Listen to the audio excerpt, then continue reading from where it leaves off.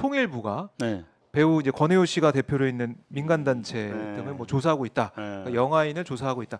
이런 소식이 들어왔는데 네. 이거 어떻게 된 상황입니까?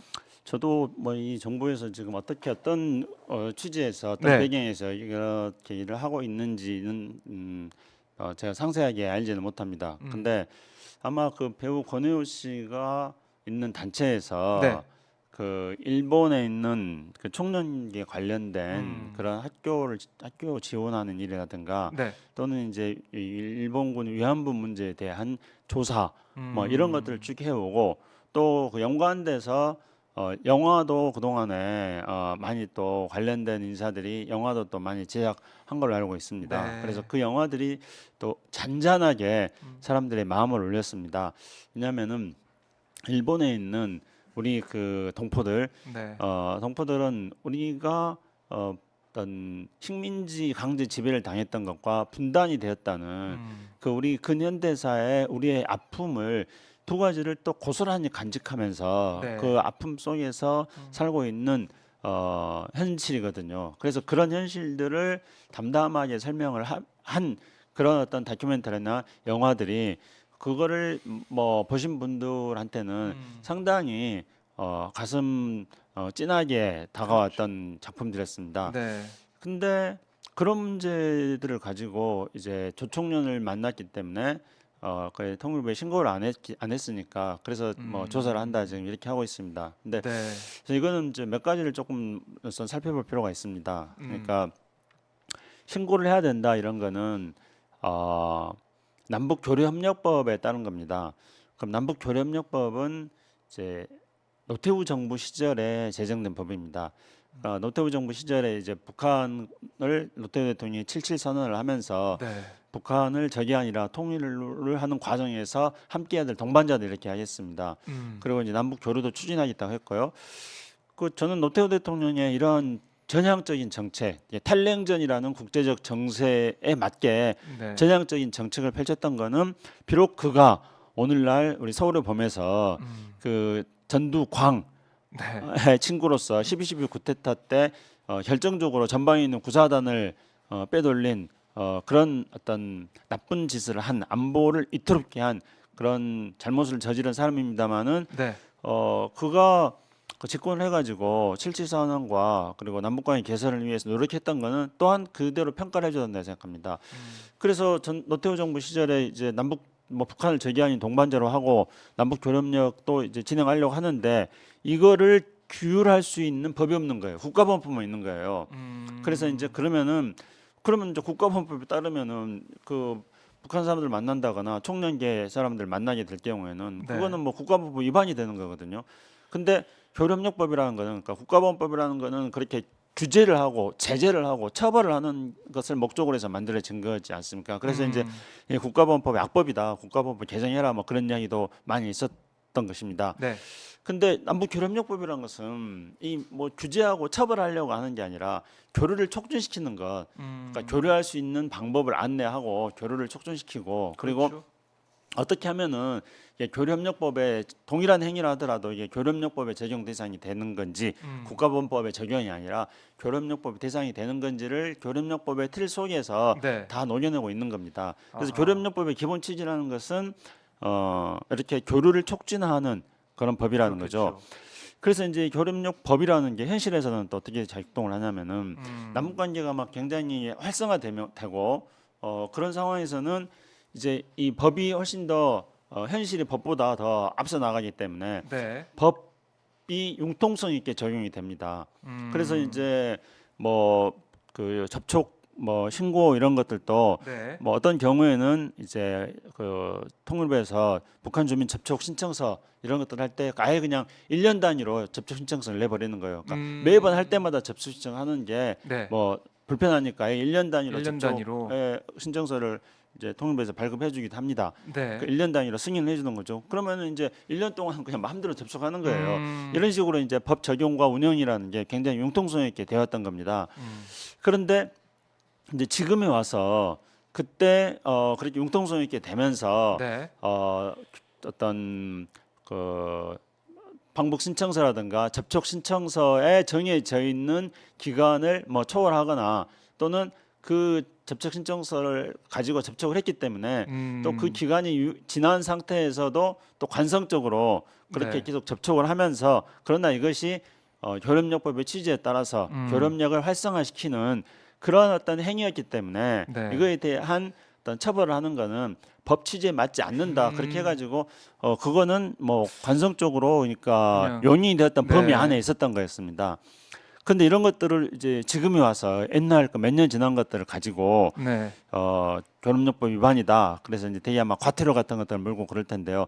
물론 교섭력법에도 그런 과태료를 부과하는 그런 어떤 조항들은 있습니다. 근데 그 과태료를 부과하는 거는 교섭력의 범위를 어느 정도 정해 놓으면서 이것이 국가범법하고 어떤 만나는 지점으로 교섭력이 확산돼 나가는 것들에 대한 가이드라인을 만들어 주기 위해서 그렇게 한 것이지 이게 뭐 말 그대로 처벌을 목적으로 해서 만들어진 네. 조항은 아닌 겁니다. 그런데 이제 이거를 처벌을 하기 위해서 지금 몇 년 지난 그러니까요. 것까지도 다 끄집어내 가지고 아니 그러니까 지금 이 정부에서 하는 것 중에 하나가 그런 거지 않습니까? 그냥 먼지 털기.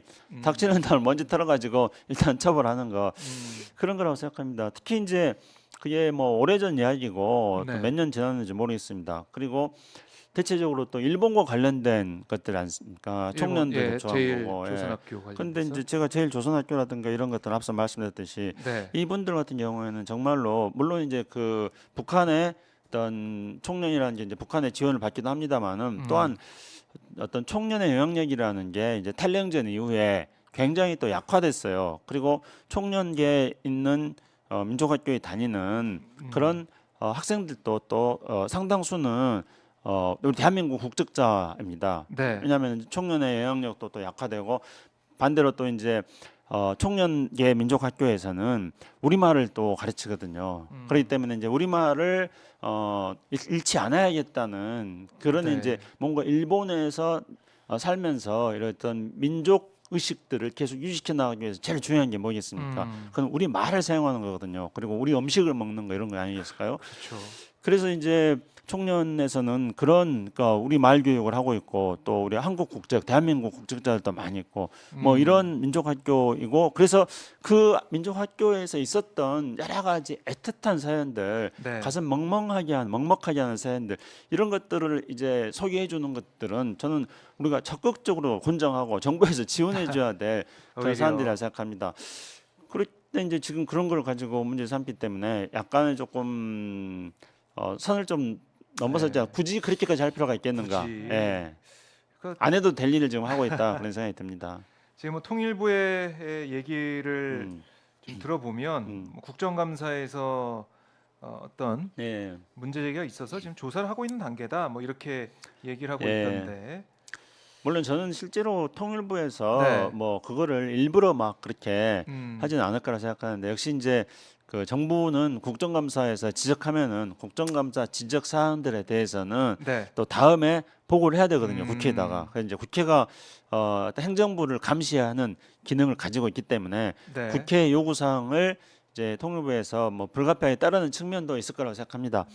그렇지만 이제 또 통일부에서 국회에서 네. 이런 것들에 대한 특히 이제 민족학교의 상황과 또 교섭력법의 운용에 있어서 탄력성이라는 점들을 예. 고려해가지고 그 법 취지 이런 것들을 고려해서 국회에다가 좀 설명을 하는 게 좋을 거라 생각하고요. 실제로 이제 만약에 지금 어떤 의원들이 지금 그런 것들을 지적했는가 이런 것들 앞으로 또 다 언론에서 취재를 할 거 아닙니까? 그러면 네. 이제 그 의원들한테도 전 도움이 안 될 것 같아요. 그 의원들 뭐 이름 다 까발리고 그래서 그 의원들이 민족학교에 대해서 취재하고 또 이번에 위안부 네. 취재하고 뭐 이런 것들에 대해서 법 위반을 로 조사를 하라고 통일부에 촉구했다. 네. 그런 의원들이 누구냐? 그런 의원들 리스트 작성해라. 만약에 이렇게 된다면은 그 의원들이 오히려 훨씬 역풍을 더 맞을 거다. 역풍을 맞을 수 있지 않겠습니까? 그래서 이 문제는 그러니까 그냥 어떤 일종의 해프닝성 사건으로 마무리를 짓는 게 통일부에게도 물론 통일부는 그렇게 할 수 있, 그렇게 하고 싶은 마음이 속 마음일 거라 생각합니다. 네. 통일부도 좀 그렇고 또 그걸 제기했던 국회의원들도 마찬가지로 좀 이 방송 듣고 제 좀 들으면서 해프닝성 사건으로 좀 마무리했으면 좋겠다 그런 생각입니다. 그래요. 지금 이 통일부 조사를 받는 이 조은성 프로듀서, 음. 영화 나는 조선 사람입니다. 이걸 만든 음. 프로듀서인데 이렇게 입장을 내놨네요. 음. 제1동표 관련 다큐멘터리를 10년 이상 여러 편 만들었는데 이런 일은 처음이다. 네. 통일부의 조치는 제1동포 관련 창작 활동을 위축시킬 것이고 음. 박근혜 정부 때 있었던 문화예술계 블랙리스트가 다시 살아나는 게 아닌지 우려된다. 아. 이렇게 염려를 하고 있는데 한번 이거 상황을 좀 지켜보면서 통일부 조사 결과 어떻게 되는지 한번 살펴보도록 하겠습니다. 네. 통일부 이런 것도 있었네요. 최근 위안부 연구를 위한 조총련 인사 접촉 신고가 들어오니까 수리를 거부해서 학술적 목적의 접촉도 불허한 바가 있다. 그러니까 좀 경직되는 방향으로 가는 것 같아요. 예. 남북 관계가 안 좋다 보니까 이런 일이 벌어지는 것 같고. 그렇죠. 그러니까 남북 관계가 안 좋으면은 네. 막 이런 일들 보여지고요. 국제 사회에서 우리의 발언력이 현저하게 약화됩니다.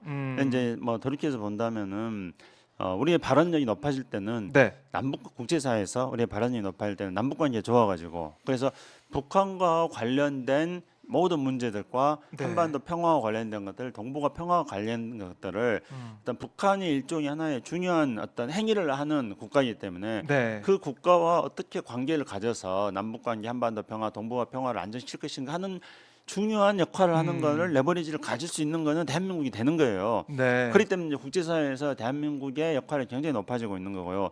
만약에요, 지난번에 우리가 어차피 지금 사우디한테 그 엑스포도 쉽지 않다 이렇게 생각했으면 그러면 이제 만약 이렇게 네. 가정해 볼 수도 있어요.